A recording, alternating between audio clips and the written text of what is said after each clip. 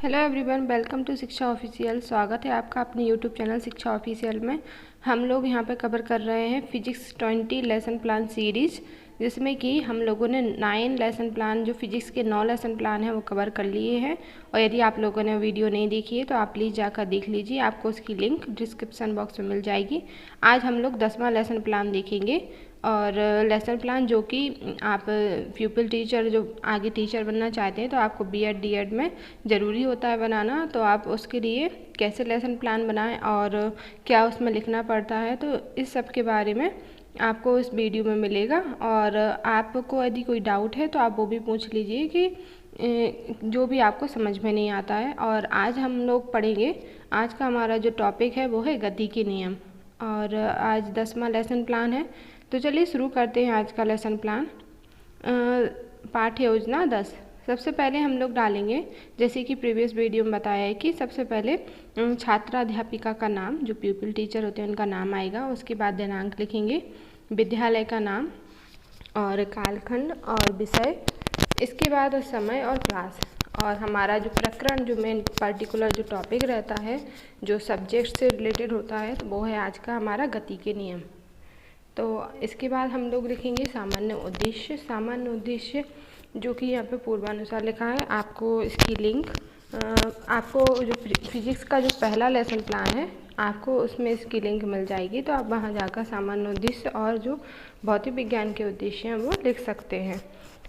इसलिए यहाँ पे पूर्वानुसार लिखा है, क्योंकि ये सभी लेसन प्लान में एक से होते हैं, इसलिए इन्हें पूर्वानुसार लिख सकते हैं। और विशिष्ट उद्देश्य जो कि पर्टिकुलर टॉपिक से रिलेटेड होते हैं, तो इसलिए इनको लिखना ज़रूरी होता है। तो यहाँ पर हम देखेंगे विशिष्ट उद्देश्य, आज का जो हमारा गति के नियम है उससे संबंधित।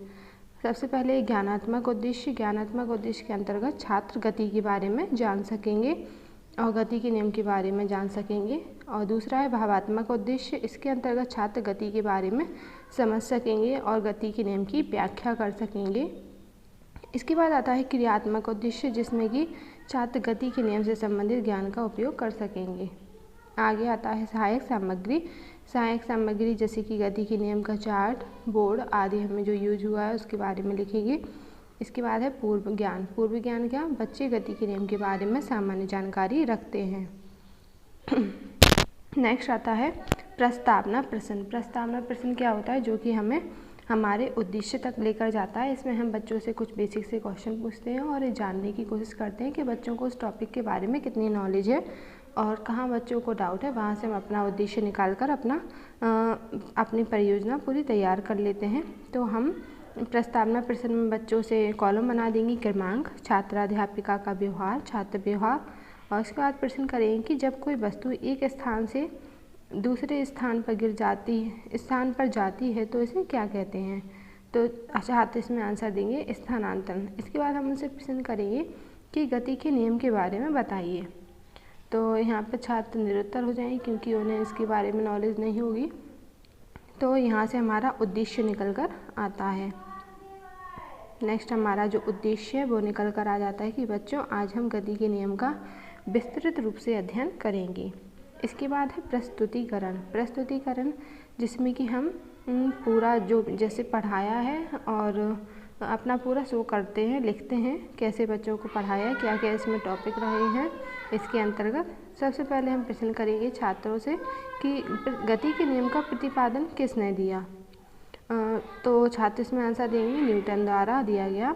और अगला प्रश्न करेंगे कि गति के नियम के प्रथम नियम के बारे में बताइए। छात्र यहाँ पर निरुत्तर हो जाएंगे, क्योंकि उन्हें इसके बारे में पता नहीं होगा।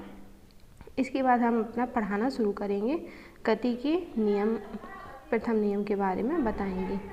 तो गति का जो प्रथम नियम है, बच्चों से कहेंगे बच्चों गति के प्रथम नियम के अनुसार प्रत्येक वस्तु अपनी स्थिर अवस्था में बनी रहती है जब तक कि उस पर कोई बाह्य बल कार्यरत ना हो। यहाँ पे बच्चे क्या करेंगे, ध्यानपूर्वक सुन रहे होंगे और नोट कर रहे होंगे। और इसे ही हम जड़त्व का नियम भी कहते हैं। हम बच्चों को बताएंगे कि गति का जो प्रथम नियम है उसी को जड़त्व का नियम भी कहते हैं। और उसका फिर एग्जाम्पल देंगे, जैसे कि जब हम साइकिल चलाते हैं तो साइकिल को गतिशील बनाए रखने के लिए हमें निरंतर जो पैडल होता है उस पर दबाव बनाए रखना पड़ता है, वरना कुछ समय के बाद वह रुक जाएगी। इसके बाद गति का हम दूसरा नियम छात्रों को बताते हैं।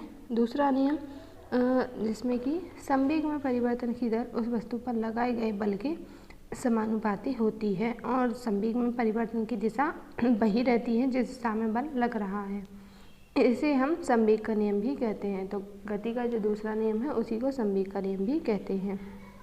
छात्र यहाँ पर नोट कर रहे हैं और इसके बाद हम उन्हें एग्जाम्पल देंगे। जैसे कि क्रिकेट में जब एक खिलाड़ी गेंद को पकड़ता है तो गेंद पकड़ते समय अपने दोनों हाथों को नीचे खींचता है जिससे गेंद का वेग कम हो और चोट कम आए।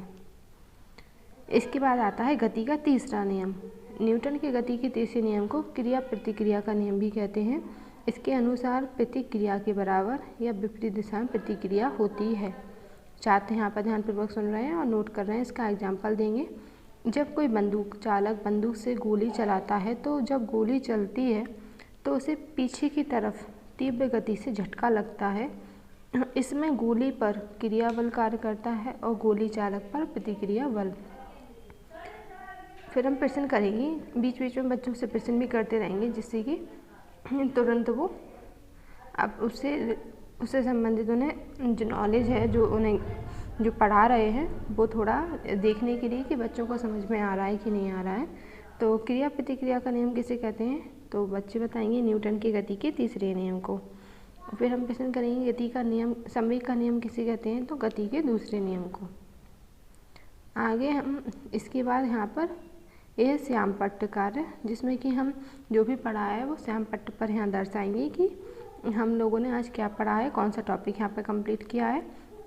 तो श्याम पट्ट पर हम लिख देंगे जैसे गति का नियम और प्रतिपादक आइजैक न्यूटन और इसके बाद इसके प्रथम द्वितीय और तृतीय नियम हमने जो पढ़ा है। पूरा डिटेल में लिखने की ज़रूरत नहीं है, हम उसका मेन जो पॉइंट है बस उसको भी लिख सकते हैं और उसका हेडिंग जो है वो उसको लिख सकते हैं। तो इस तरह से हम अपना चार्ट तैयार कर देंगे, श्याम पट्ट चार्ट। और इसके बाद हम बच्चों से पुनरावृत्ति प्रश्न करेंगे। पुनरावृत्ति प्रश्न जिसमें कि हम लोगों ने जो पढ़ा है वो सब रिवीजन हो जाए, क्विक रिवीजन करने के लिए।